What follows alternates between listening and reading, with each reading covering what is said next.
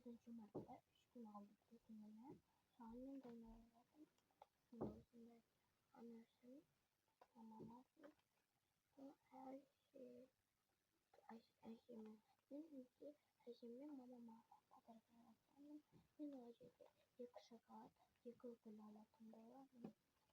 Мен осындай 8 март құтты болсын деген осындай подаркаларды жасадым. Бұл шақырту. Мынаны да айтып кетейін не екенін. Бұл алғыс хат. Осылай. Мен тек сондай заттарға алдымда алу керек. Сендер де дайындалыңдар и ата-аналарыңды қуантып қойыңдар. Пока!